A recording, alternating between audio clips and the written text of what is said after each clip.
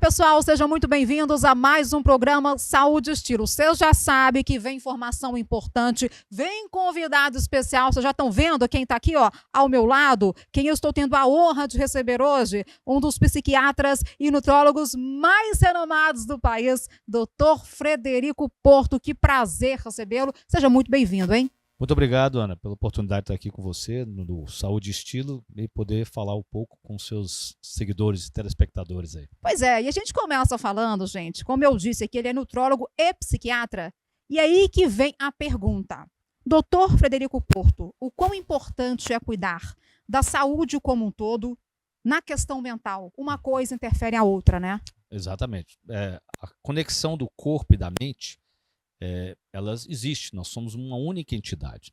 Para facilitar, eu digo que nós somos camadas, né, do físico, o emocional, o mental e o espiritual. Essa separação é apenas didática, porque no fundo está tudo junto. A pessoa sabe, quando a alma dela adoece, o corpo também adoece, e vice-versa. Então a gente separou, e isso foi mantido, inclusive na abordagem dos pacientes, né? Houve períodos, hoje cada vez menos, onde você tratava, cada médico tratava de um pedaço e esquecia do todo. Nós temos que olhar o todo. E como nós falávamos, o processo metabólico, o estado, por exemplo, se a pessoa está abaixo ou acima do peso, especialmente quem está obeso, ele tem 3 vezes mais chance de ter uma doença mental. Então mostra que há uma relação total entre o corpo e a nossa mente. Ou seja, antes de tratar medicamentosamente, digamos assim, um paciente, né, com o medicamento já de cara, é importante, então, verificar como anda a saúde, porque muitas vezes uma suplementação, ela vem antes. É por aí? Isso. A ausência de doença não significa saúde, tá certo? Você pode não estar doente e também não ter saúde. A saúde é um estado de bem-estar.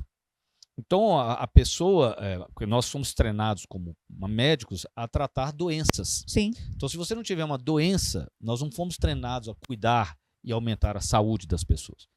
E como a gente vive num mundo para o qual nós não fomos desenhados para ele, né? Nós temos que lembrar que nós andamos milhões de anos na savana africana. Você não tinha comida o dia inteiro, você não tinha água o dia inteiro, você experimentava temperaturas diferentes. Uhum. Então, a gente vive num mundo no qual nós não nos encaixamos. E isso nos adoece. É um tipo de adoecimento que não às vezes não acha em um exame. Nós podemos até buscar algumas reações que nos levam a suspeitar que aquele sistema está alterado. Que seria a inflamação, a oxidação e a glicação. Essas reações nós temos que diminuir, porque todos nós vamos nos inflamando com a vida. Certo. O fato da pessoa acima do peso ter mais chance de ter uma doença mental é porque ela é mais inflamada, a gordura inflama. Sim. É uma inflamação subclínica, às vezes encontrada em um exame chamado proteína C reativa ultrassensível. Que é o PCR. Ultrassensível, tem que ser ultrassensível. Ah, tá. Tem a diferença, então. Porque tem a proteína C reativa de doença aguda, que mede assim, abaixo de 4 e acima de 4. Você quer a ultrassensível, você quer um que fala assim, 0,5, 0,8, 1,2, que é uma inflamação subclínica. Certo. Que essa é a mais perigosa no longo prazo. A glicação tem a ver com o que acontece com o diabético. Pico de glicose, a glicose ela glica, ela destrói as membranas das células. É como se ela queimasse a membrana das células. Por isso que o diabético tem mais doença cardiovascular do que uma pessoa não diabética. E eu costumo dizer que se você vivesse 200 anos, todos nós vivêssemos 200 anos, todos nós seríamos diabéticos tipo 2. Ah, é? Faz parte do envelhecimento. As células vão ficando resistentes à insulina e o corpo tem que secretar mais insulina e esse é o adoecimento. E a oxidação que é enferrujar. Todo mundo enferruja. E com a idade, os radicais livres são produzidos quando você respira, não tem jeito de não produzir. Quando você é mais jovem, as enzimas antioxidantes dão conta deles. À medida que você envelhece, esse processo não é tão eficaz. Então, essa oxidação interfere no nosso bem-estar. E, por último, a metilação. Essa reação a gente tem que aumentar. O que é a metilação? Então, a metilação é uma reação no corpo que produz um radical metil, que serve para produzir serotonina, dopamina, e que o exame que mede isso é a homocisteína, e uma das propriedades é essa, e a outra importantíssima é manter o DNA estável. Porque a maioria dos nossos genes, eles são desligados. Por que uma célula da pele é diferente de uma célula do cérebro? É porque tem os genes que estão desligados na pele são diferentes dos que estão desligados no cérebro. E assim que tem que ser. Para o DNA estar estável, tem que ter vários genes desligados. Então ele tem que estar bem metilado. E como regular isso? Uma boa alimentação. Por exemplo, por que uma mulher grávida toma ácido fólico? Isso, porque o ácido fólico é um doador metil. Então ela tem que estar mais bem metilada para a criança não ter espinha bífida. Mas todos nós temos que estar bem metilados, entende? Tem a ver com a metilcobalamina? Isso, com a B12 metilcobalamina, metilfolato, isso tudo. Exatamente, zinco.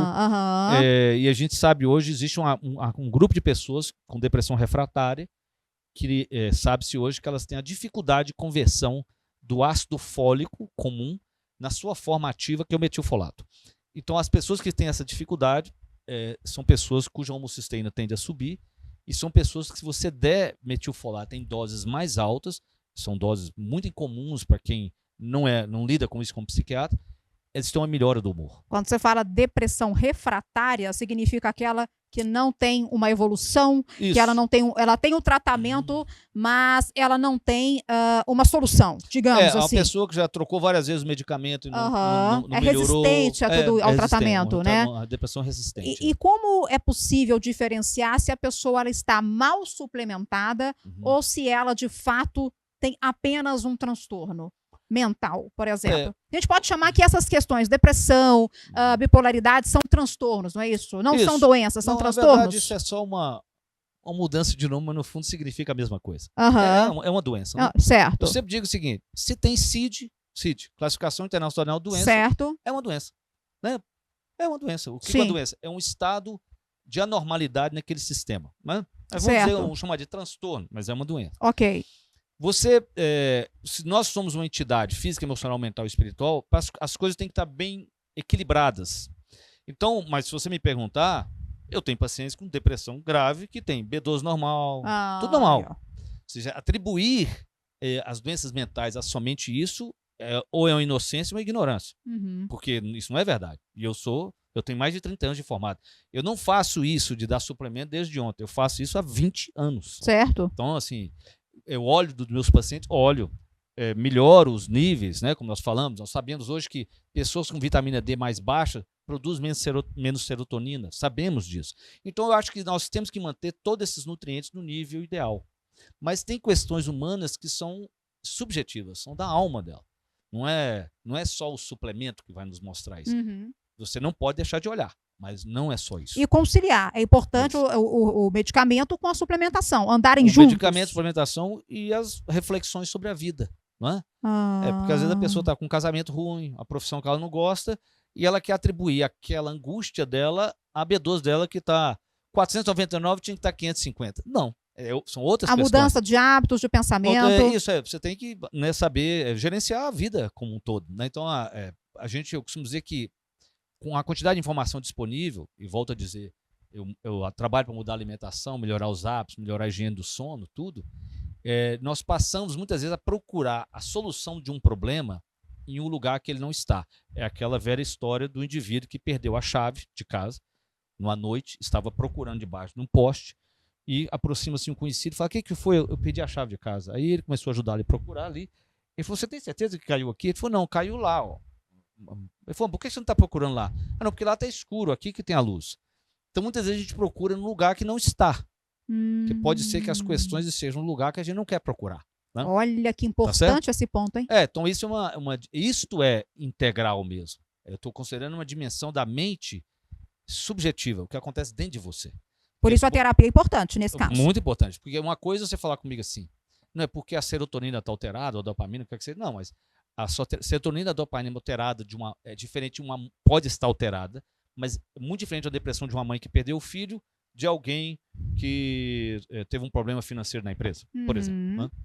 Então, mas considerando, como você falou, essas 4 reações que eu falei, essas 4 reações, a gente interfere nelas com hábitos de vida e nutrientes. Certo. Agora, é uma curiosidade, assim, porque a gente escuta muita coisa. Até que ponto esses transtornos são genéticos e até que ponto o fator ambiente também é importante? Ou seja, O porquê disso se dá muito por uma carga genética e o ambiente que vive, porque as pessoas falam, olha, mas a pessoa está numa situação super ruim e está feliz da vida, enquanto outras pessoas estão numa situação consideravelmente ok Sim. e estão super mal. Então, há uma mistura de genética e ambiente? Isso, muito bem.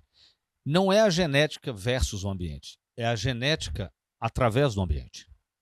Então vamos supor que você venha de uma família que tenha tendência a ter doença cardiovascular. Mas se você se alimentar bem e fizer atividade física, aquele gene não vai ser ligado. Você entende? Porque é muito curioso quando a pessoa fala assim, isso é genético. Não. Porque se é genético ter colesterol mais alto, por que seu colesterol subiu aos 45 e não subiu aos 20 anos de idade? Porque estou me alimentando pior agora. Isso, alimentando pior, e com a idade a sua capacidade de metilar, de manter seus genes desligados, estáveis, ela diminuiu. Então é a genética através do ambiente, né? Através do então o ambiente pode combater, de certa forma, uma isso, evolução do transtorno. Que a epigenética é isso. O que é epigenético é porque o ambiente liga ou desliga o gene. Isso foi descoberto de uma maneira muito impressionante. Tem uma raça de rato usada em estudos que chama Agoit mais. É um rato que ele é laranja e gordinho. Ele é usado para estudar a obesidade.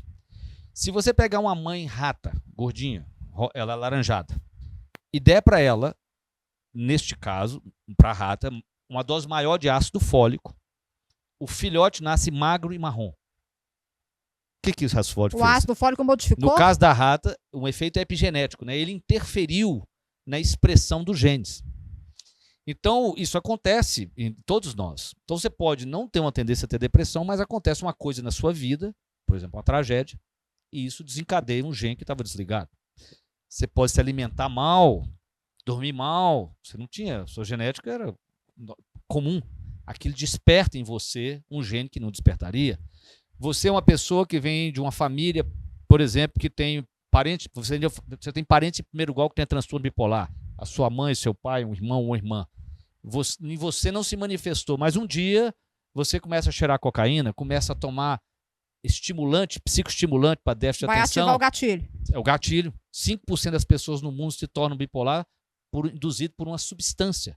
O gene é ligado por uma substância. Dizem que a própria esquizofrenia também, com o uso regular de drogas, também pode se desenvolver? A esquizofrenia, ela é o uso de maconha fumada, aumenta em 200% a incidência de esquizofrenia em jovens dos 16 aos 21 anos em consumidores de cannabis fumada. Ou seja, não podemos subestimar o poder que isso pode ter na vida de alguém que considera, talvez, ali a maconha como algo suave ou apenas alternativo. Natural. Na verdade, tem grandes impactos perigosos. Eu costumo dizer que você não tem ativista de cocaína, você não tem ativista de heroína, mas você tem ativista de maconha. Pois é. Então é uma coisa assim que, para deixar bem claro, não tem nada a ver com o óleo de cannabis que é usado para tratar, tá bom? É diferente. Eu recebo pacientes querendo justificar. Não é igual. Uma coisa é você fumar um THC, outra coisa é você tomar o óleo. Que tem só a substância necessária para controlar ali. É muito diferente você usar algo queimado ou absorver na forma de óleo. É completamente diferente. Olha aí, hein? Mas, respondendo, então é um equilíbrio entre a genética e o meio ambiente. E essa genética que ainda não se manifestou é a epigenética. Então, por exemplo, existem estudos, igual eu dei o exemplo do rato, que hoje se pergunta que está nascendo agora a terceira geração, em países de primeiro mundo especialmente, de mães que somente se alimentaram de alimento industrializado. Então esse exemplo que eu dei da rata provavelmente impacta a mãe. Nós vamos ter mais mães, provavelmente acima do peso, então tem mais chance de ter diabetes gestacional. Sabemos, por exemplo, que quando Hitler invadiu a Hungria, ele privou milhares de mulheres grávidas de comida. E os estudos demonstraram o seguinte: a criança cuja mãe passou fome no primeiro trimestre da gravidez, ela nasce com maior chance de ter diabetes. Você vai dizer por quê? Porque ela viveu num ambiente sem comida. E quando ela vem para o mundo e tem comida, é como se o pâncreas dela secretasse muito mais insulina diante da comida e ela vai esgotando o pâncreas. Por outro lado, as mães que estavam grávidas e passaram fome e estavam no segundo trimestre da gravidez, ou seja, 6 meses, essas mães, os filhos não nasceram com maior incidência de diabetes, mas os netos sim. Você vai falar assim, isso não existe. Existe. Existe uma coisa chamada genética transgeracional. Ela se manifesta, por exemplo, em insetos. Você se lembra mais ou menos 2 anos atrás que houve um enxame de gafanhoto que veio da Argentina? Lembro sim. E você deve se perguntar assim, por que isso não vem todo ano? Por isso, porque o gafanhoto em enxame, ele se manifesta em algumas gerações. Se eu não me engano, é a cada 2 ou 3 gerações de um tipo de gafanhoto. Então essa mostra a complexidade da nossa interação nossa com o meio. Então, se o meio está doente, a gente também adoece. Ou seja, a importância, então, digamos que desde cedo a criança tem um acompanhamento com o profissional, no desenvolvimento da fase ali, vá se suplementando, isso é importante. Então, assim, equilibrar D, B12, tomar sol. Ômega 3. Ômega 3. Criança pode tomar ômega 3? Deve. A dieta moderna, ela tem 20 vezes menos ômega 3 do que a nossa dieta original. Uhum. A dieta original, você tinha um ômega 3 para um ômega 6. Hoje nós comemos 20 vezes menos. O nosso cérebro, ele é composto de ômega 3. O cérebro é composto de gordura e água. Uhum. Essa gordura é um ômega 3. Quando você não fornece a ele, você não coloca repõe? uma outra gordura no lugar. Você Ah. fala, qual que é a diferença? A ômega 3 torna a membrana do neurônio mais fluida. Então, o neurônio troca neurotransmissores com mais facilidade, ou seja, se comunica com o outro com mais facilidade. Esse é o primeiro ponto. E o ômega 3 é anti-inflamatório. O ômega 6, que é o óleo que tem no óleo de soja, no óleo de milho, no óleo de algodão, ele é um óleo inflamatório. Então, em parte da nossa inflamação também é o tipo de óleo que nós usamos, tá certo? Olha, então vamos dizer que podemos tirar o óleo de cozinha da vida, né? Esse óleo de soja, girassol, não sei lá o que, ideal que nem se consuma. É o seguinte, o óleo, todas as vezes que alguém te falar de óleo, você tem que perguntar assim, em qual temperatura? Ambiente ou aquecida? Aquecida é pior. Quando você esquenta um óleo, ele transatura, ele hidrogeniza. E os óleos ômega 6 e 3, o pior óleo que você pode fritar é um óleo de peixe. É o pior óleo para fritar, mas ele é o melhor óleo para você tomar. Pois é, mas por exemplo, aqueles enlatados, né? Você compra lá o atum em lata, tem ao natural. Ele é industrializado porque ele está na lata. Mas ele faz bem. Ele não foi submetido a calor. Então é ok. Aquele não é o problema. Eu estou perguntando eu mesma, eu como muito atum de latinha. Não tem problema, não, mas ele não é submetido a calor. Mas qual que é a diferença? Ao natural, no óleo, claro, com molho é mais artificial. Então vamos, as opções lá, né? Ao natural, que é só parece uma água, ou no óleo, qual que é melhor? Desse ponto não faz diferença. Tá. Não faz diferença. Tá? Não faz diferença. Eu vejo lá que tem um alto índice de ômega 3. O ômega 3 é presente em peixes de águas profundas e frias. Porque o ômega 3 é a gordura que o peixe tem para se proteger do frio. Olha aí. Tainha, sardinha, entendeu? Olha São esses só. tipos de atum, esses tipos de peixe que tem ômega 3. E por que a gente encontra ainda algumas pessoas resistentes a tomar o ômega 3? Porque tem pessoas que ainda são resistentes, né? Existe algum mito? Você deve estar se perguntando assim, mas meu avô não comia peixe de águas frias e profundas? De onde vinha o ômega 3 dele? Boa. Vinha das vísceras. Eu vou te perguntar, a galinha, por exemplo, o que galinha come mesmo? Milho não é. Milho não é, por quê? O milho veio do México. A galinha veio da Índia. Ela come minhoca, né? Ela come minhoca, besourinho. Então, a galinha na natureza que come minhoca e besourinho, ali tem ômega 3, ela incorpora o ômega 3 à carne dela e ao ovo. Mas a que come milho, por exemplo, já não. Não, ela não tem ômega 3, exatamente. Então, os nossos avós comiam uma galinha que tinha ômega 3, vinha dali, ele comia vísceras, porque as gorduras dos animais estão no fígado. Por que o vovô também não tinha deficiência de vitamina D? Porque ele tomava sol e comia fígado.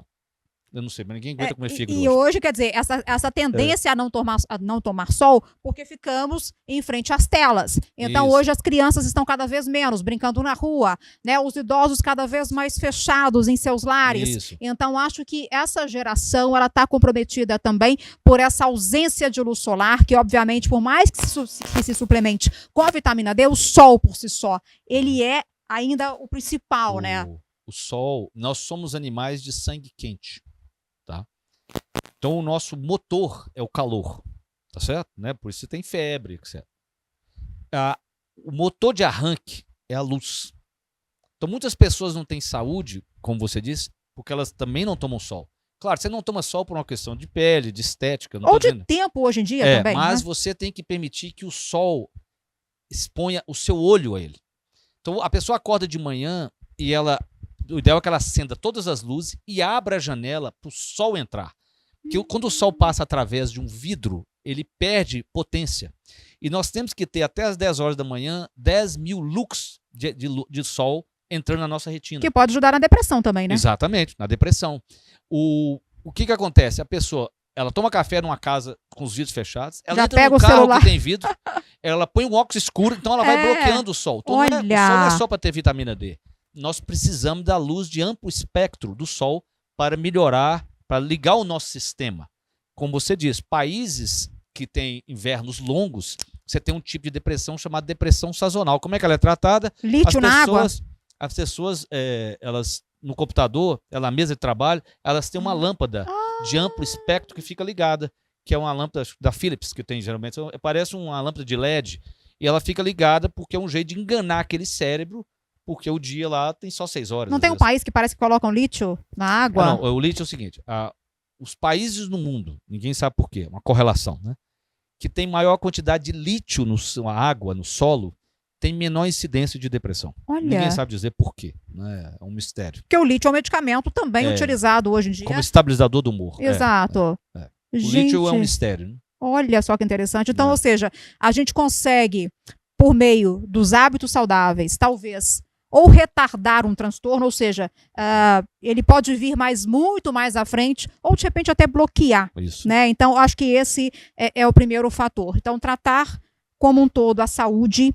E, claro, não também desconsiderar o uso de medicamento, ele pode ajudar. Não necessariamente o medicamento é para o resto da vida, né? Ou é? Depende da doença. Né? Doenças existem. Né? Por exemplo, a pessoa pode ter uma epilepsia e tem que tomar remédio o resto da vida. Claro, anticonvulsivante. Ela pode ter uma depressão grave, existem. E eu tenho, hoje, como eu te disse, estava num programa conversando e parece que o padre Fábio de Mello se manifestou num show dizendo que a depressão dele voltou.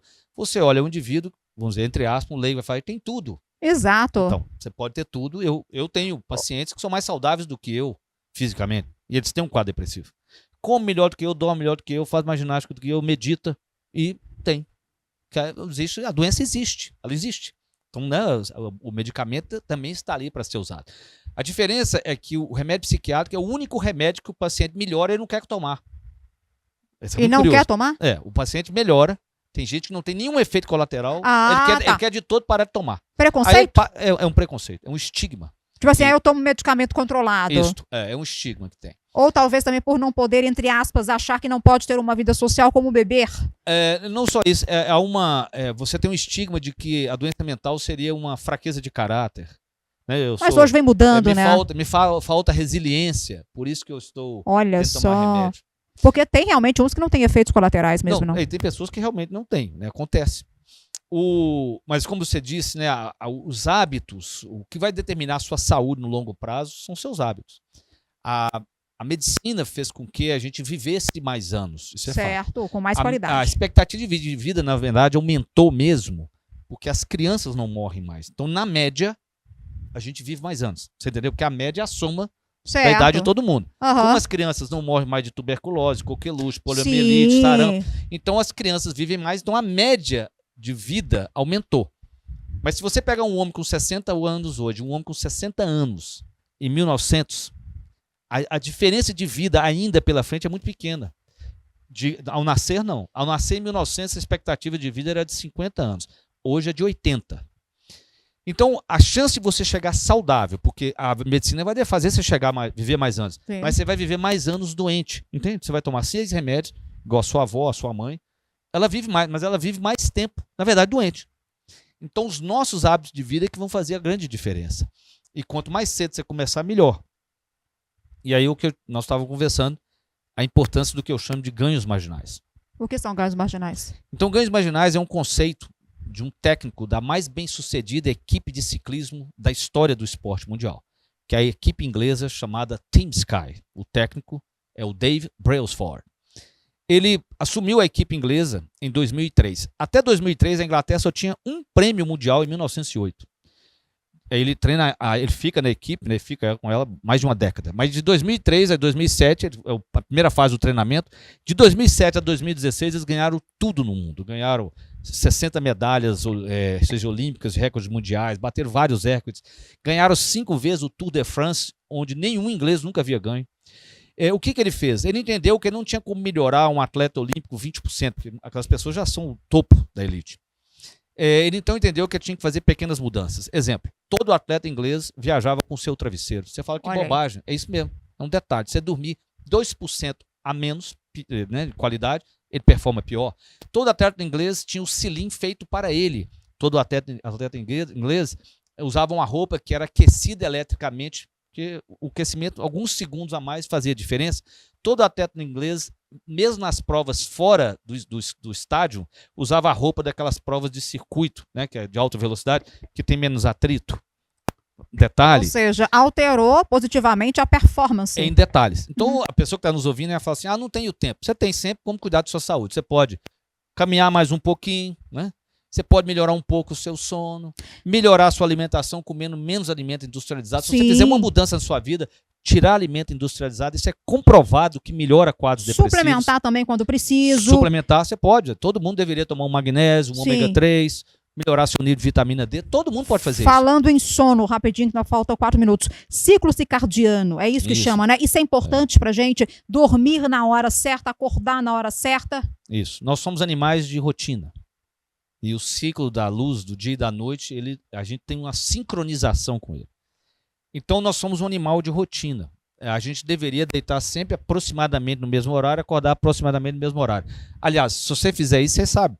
No final de semana, mesmo você deitando mais tarde, você acorda na mesma hora. Acorda na mesma hora. Isso é tão poderoso que pessoas que têm lesão raquimedular, né, a pessoa teve um acidente, teve uma fratura de coluna, por exemplo, fica tetraplégico, todo dia a enfermeira tem que vir lavar o intestino dele. Né? Porque ele não tem mais controle de esfíncter. Para habituar. O intestino aprende. Se ele for lavado todo dia às 10 horas da manhã, ele passa a funcionar todo dia às 10 horas da manhã. Meu Deus. Isso mostra que a rotina ela sincroniza várias questões dentro do nosso sistema. Então nós somos animais de rotina. E como você falou, o sono é o que nós temos de mais sagrado. Todo mundo tinha que cuidar do sono. Porque o sono ele é o termômetro, ele é o que primeiro altera. Exemplo, alguém com transtorno bipolar. A primeira coisa que altera é o sono. Né? A depressão altera o sono. A pessoa com aquele despertar no meio da madrugada, é muito comum em pessoas que estão passando por situações difíceis, muito estressantes durante o dia, mas também acontece em pessoas que têm quadro depressivo.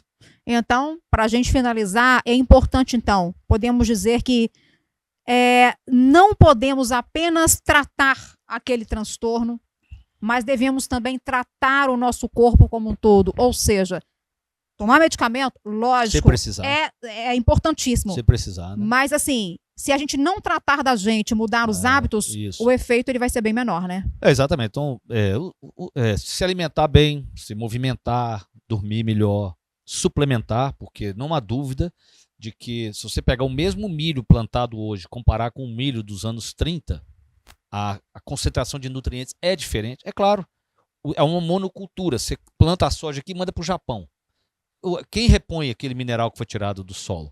O que repunha é porque as pessoas viviam no mesmo lugar. Então a pessoa evacuava no mesmo solo, o boi ali, entendeu? Então os minerais ficavam circulando. Quando você faz isso, o solo vai morrendo. Você tem que fixar novas bactérias no solo para fixar os minerais. E a gente sabe disso. Então o alimento não é igual. Então eu sempre digo que mal não vai te fazer de tomar um polivitamínico, por exemplo. Isso não vai te fazer mal. E tem uma grande chance de te fazer bem. Por isto. Mas, especialmente na alimentação, você diminui a quantidade de alimentos industrializados da sua vida, que a gente tem que descascar mais e desembalar menos. Ótimo, adorei essa dica. Né? Doutor Frederico, aonde encontrá-lo? Como que as pessoas podem fazer para ter um atendimento e informações importantes como essas? Eu tenho meu Instagram, @drfredericoporto, @drfredericoporto, e lá eu posto diariamente conteúdos, né, tanto no Reels quanto no Stories, e tenho atendimento tanto presencial aqui em Belo Horizonte, como atendimento online. Online no também. Brasil inteiro, no mundo inteiro. sensacional, doutor Frederico. Quero mais uma vez agradecer pela sua presença, também por compartilhar informações, gente, mas tão importantes que podem mudar não só a sua vida, como também a de pessoas que vocês conhecem. Então a gente vai pedir aqui para vocês passarem para frente, curtir, compartilhar. São informações que com certeza podem mudar o rumo de muitas pessoas, e não se esqueçam que a saúde, ela é mental, ela é espiritual, ela é corporal, ela é tudo, né, doutor? Exatamente, temos que cuidar dela integralmente. Gente, muito bom, eu adorei, espero que você também tenha adorado, e é claro que já já tem mais um programa Saúde e Estilo para você. Até lá!